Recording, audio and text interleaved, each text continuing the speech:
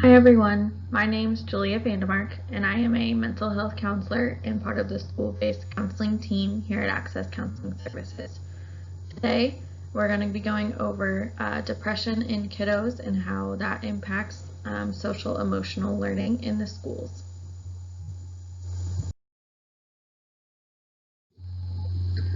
So to start off, what is depression? So depression is a commonly diagnosed psychiatric disorder. Typically, the first depressive episodes won't really occur until you hit that middle to late adolescence stage. However, they can occur at any age, and while it is rare, it does happen in the younger kiddos. So in order to be diagnosed with depression, an individual must show evidence of having a low or depressed mood and have decreased interest or pleasure in things that they typically would have enjoyed. Other common criteria used to diagnose are changes in eating habits or patterns, so maybe they're eating a lot more or they have no appetite. They might have some difficulties with sleeping, or they might just be sleeping excessively. An individual might be experiencing some fatigue, an inability to concentrate or focus on things, and then another common thing is feelings of worthlessness. So it is important to note here that depression is different from typical feelings of sadness or even grief. Both of those are very normal, healthy feelings, but depression is different. And when a kiddo is experiencing, sadness or grief, they might verbalize that they're feeling depressed. But they are in fact different. Sadness, is very common, it's very healthy. Grief often comes in waves, whereas depression is more constant for an individual.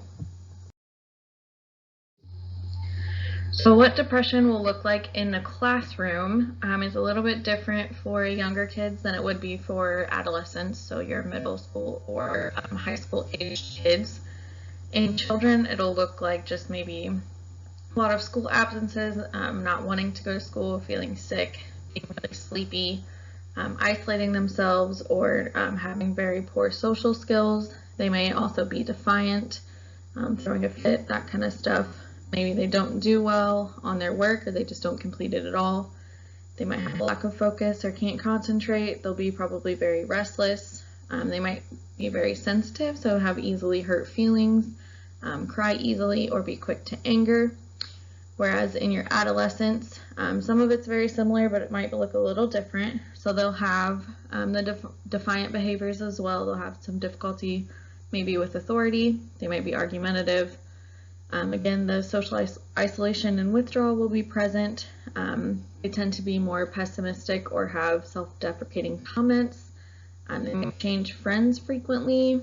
They'll have, again, that poor work completion or work performance. The school absences might even lead to possible truancy.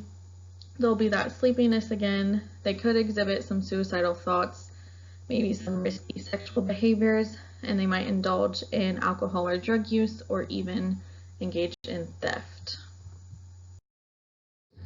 Alright, social emotional learning and depression. So depression in children and adolescents can have a large impact on social emotional learning for the student. Students dealing with depression may be unaware of the severity of their emotions. They might not be able to fully comprehend or understand the emotions that they're having. Children and adolescents dealing with depression may have more difficulty staying diligent and being able to complete assignments as required. Depression may also cause children and adolescents to be less socially aware of their peers and others around them, leading to feelings of isolation. And when depressed, children and adolescents often withdraw from family or friends that they would typically rely on for support. So proper social emotional learning for children and adolescents will allow the student to be able to better learn to cope with their depression symptoms and understand how to navigate advocating for themselves for the help that they might need. So elementary aged interventions. The first one we're going to go over is emotional zones and coping skills, and the second one is the sadness responder. So emotional zones are 5 different zones based on colors that are related to emotions. So you can do this differently based on your own kind of thoughts and feelings. I like to do the 5 emotion zones. So I do a blue zone, which is sadness, a green zone, embarrassment, yellow zone for happiness, red zone for anger, and purple zone for frustration. So you have the child identify which zone they feel like they're in, and then have a discussion with them about coping tools that they might need to help them deal with that emotion. So for example, if your kiddo comes to you, they're feeling really angry, maybe they're avoiding doing the work that they are supposed to be doing, they're kind of throwing a little bit of a fit, have them identify which zone they're feeling in, so that would be the red zone, and then verbalize what they might need to be in order to cope with those feelings. So maybe they need to go take a walk, or maybe they just need to, play with their stress ball, something to help them calm down before returning to their work. So here is kind of a breakdown of each zone for the emotions, and as you can see, they give more emotions than just your basic happy, sad, mad, frustrated, those kind of ones. So there obviously is other emotions that the student might be feeling within that certain zone. So for sadness, maybe they're just feeling really tired, maybe they're feeling bored or lonely. If they're frustrated, maybe that's because they're nervous or they're anxious. So on and so forth, as you can see here. But this is kind of helpful to have them identify the different emotions that they might be feeling. The second intervention for the elementary age students is the sadness responder. So this intervention, again, can be used for the whole class or in a one-on-one kind of dynamic with a student. But have the child identify how their quote-unquote perfect person would respond to them when they are sad. Now on the next slide, I have a sheet or a picture of what the sadness responder person looks like. It's kind of superhero-ish looking. So just what would this perfect person do or say in order to help the child? So this helps the child identify what they need when they are feeling overwhelmed or sad, and it gives the adults better insight to kind of help or comfort the child in the way that they are looking for. So as you can see here, like I was saying, the sadness responder person in the middle here is like a superhero. So that is the student's perfect person. And in the little bubbles around them, you would have the student maybe draw or write how their sadness responder, perfect person, would respond to them. So maybe they would need a hug, or they would take a walk with them, or they would just listen to them, whatever the student identifies as what they need in those moments. The two middle school aged interventions we're going to go over here are challenging negative core beliefs and the coat of arms. So challenging negative core beliefs. So you have the student identify a negative core belief they hold about themselves. So for example, this could be maybe the student believes that they're not very smart. So to combat that negative belief, you have the student then list 3 pieces of evidence to prove that that negative belief is not true. So to go with the example, maybe they have good grades, maybe their peers or friends are, asking them for help on homework, or maybe they just have really good, test scores all the time. So just have them list things that make their belief not true. And then you can go more in depth with it to have a discussion with the student about how their perspective of the situation is impacting their thoughts and emotions about that situation.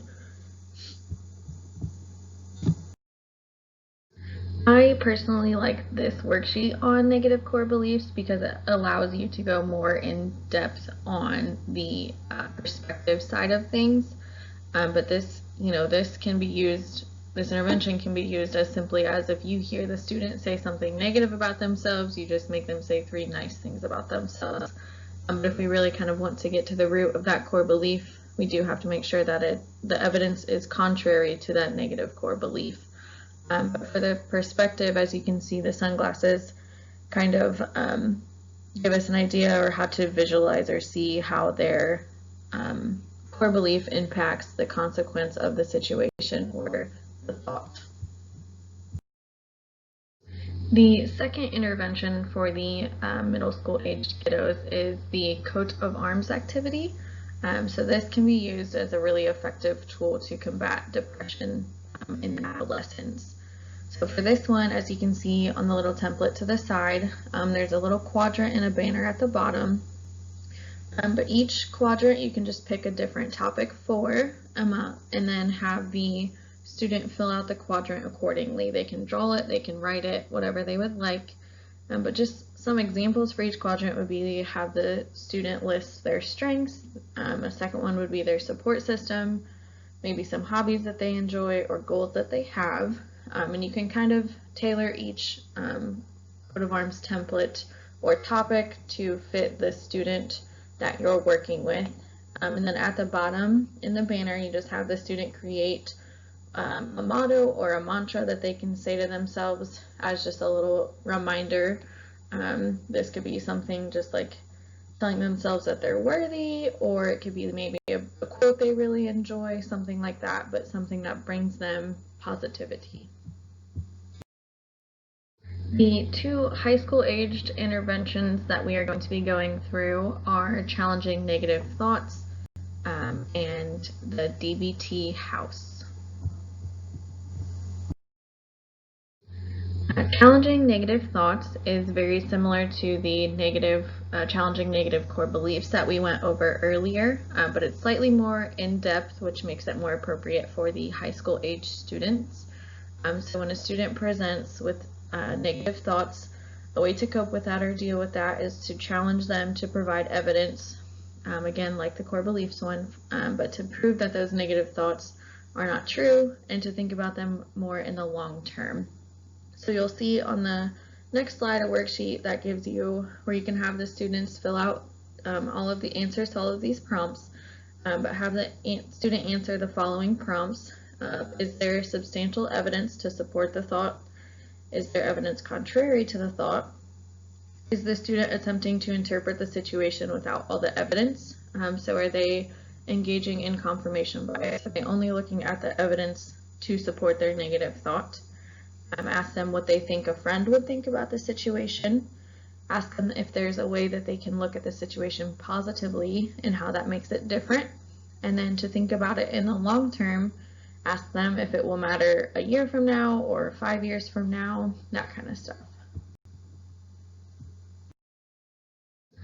So as you can see here is the prompts that we were talking about on the last slide, and it kind of gives you at the top a little rundown of why this helps with depression and those negative thoughts.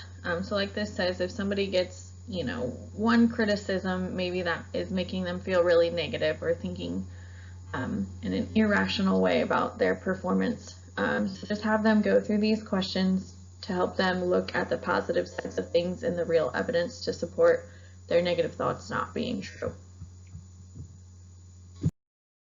The second intervention used at the high school level will be the DBT House. That's dialectical behavioral therapy. So it might be kind of hard to understand what I'm meaning when I explain it to you, but on the next slide you'll see it gives a breakdown of the drawing and all of it so you can better understand. You have the student draw a house. You make sure that the house includes 4 different levels or layers. There's make sure that there is a door, a chimney, and then like a sign or billboard outside of the house. So each layer or aspect of the house has a specific prompt that goes with that thing. So then you can have the student then write down or draw or just talk about each of the prompts. So the foundation of the house, or the floor, the ground of the house, are the list of values that govern the student's life. So this could be things like being responsible, being hardworking, whatever kind of values or beliefs that the student holds.